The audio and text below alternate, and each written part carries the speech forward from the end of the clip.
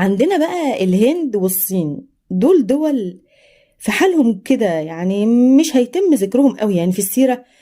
بس الهند كانت دولة منقطعة عن باقي العالم، وكان شعبها متقسم لأربع طبقات. بالنسبة لهم كان التقسيم ده ديني، اللي هو أنا ربنا خلقني كده. أعلى طبقة في الشعب كانت البراهمة. مين بقى دول البراهمة يا جماعة؟ اللي هم الكهنة اللي هم بتشوفوهم في الهند دايما قاعدين على السلالم ولابسين السبح الكبيرة، وبيعملوا طقوس غريبة كده على النهر وبتاع. دول الكهنة يعني هم البراهمة. بعدين الجنود والفلاحين ورجال الأعمال. الطبقة الأخيرة اللي هم الخدم، اللي هم يعني عامة الشعب.